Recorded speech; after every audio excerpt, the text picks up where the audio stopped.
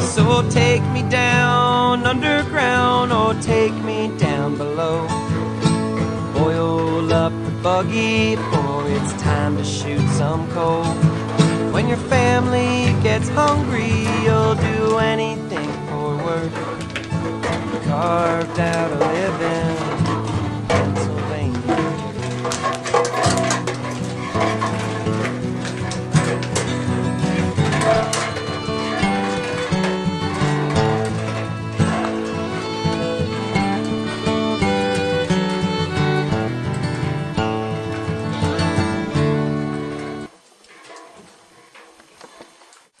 Coal was formed over 250 million years ago in about the 500 square mile region of northeastern Pennsylvania, from around Wilkes-Barre all the way down to Dauphin in Dauphin County.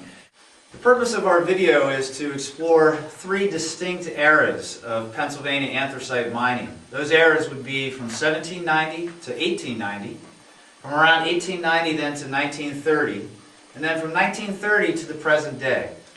What we'd like to do is start this video with a representation of a time period around 1860, where we're going to see some miners and what it's like to mine coal in Pennsylvania in the first era.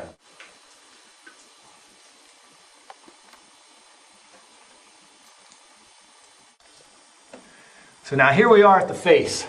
This face to coal, or this breast of coal, is what we now need to drill into, set our black powder explosives, and detonate them so that all this coal breaks loose. The most important thing that the miner's going to be doing for the whole morning is drilling his holes for his shots.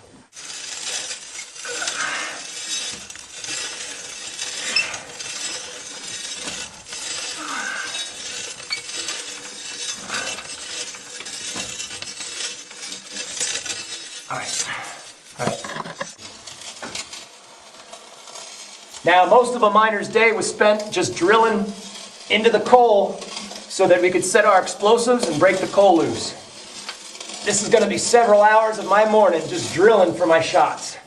Okay, we withdraw the hand geiger.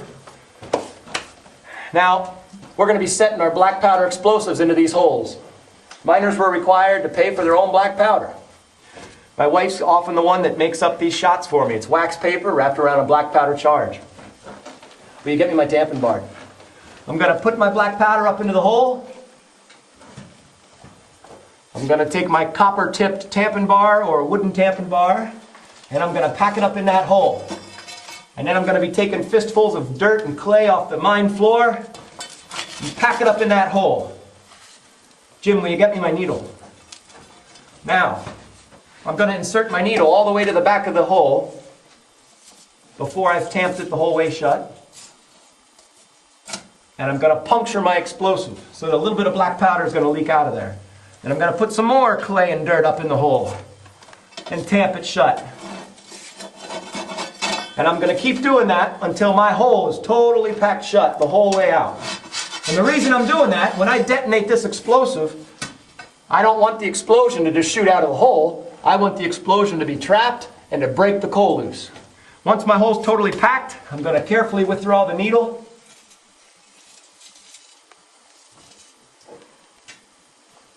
And I'm going to insert a small squib, which is a fuse with a small amount of explosive on the tip, into the hole.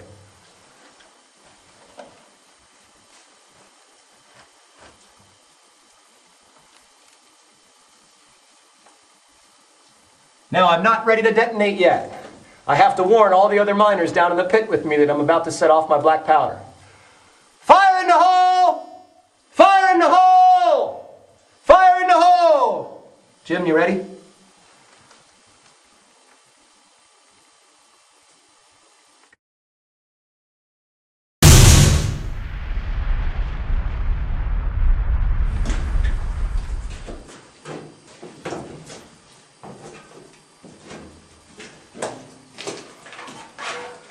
So now that our breastwork is done, we're ready to come down and have lunch. While we're staying in the mine, because we need to count all 10 of our charges and make sure they've gone off. Once the charges have gone off, the coal's loosened, it comes flying down and it hits the chute, where we're going to load it into our coal buggy. Finally get paid. Now here we are in the gangway. This is where we're going to take the coal that we blasted up on the pitch, load it out of our wooden chute, and load it into our coal car where it can be shipped out of the mine. Now, down in the mine, there's going to be several jobs. You've got a miner with papers. He's up in the pitch. He's the man that's doing the breastwork. He's going to be setting timbers for the next charge.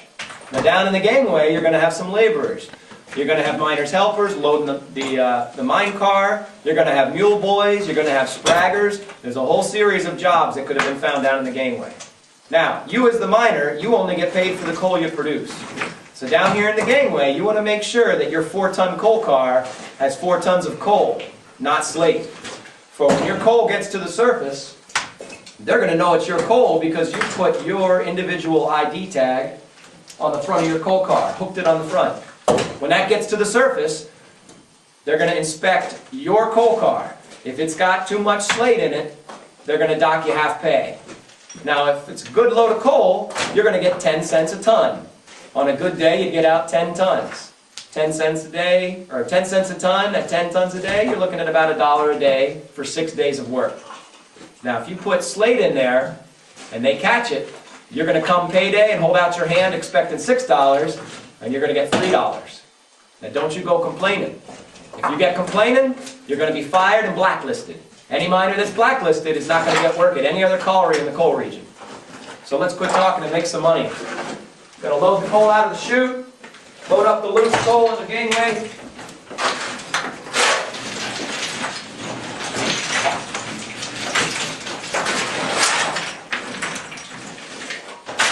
This is what it was like to mine coal in the era of black powder and oil lamps, mining hard anthracite coal here in northeastern Pennsylvania. Much of this mining was done by a group of immigrants who were seeking freedom and better opportunity here in America. People from Ireland and Scotland, the English, the Welsh, the Germans, all of them coming here seeking a better life. I don't know, did they attain it?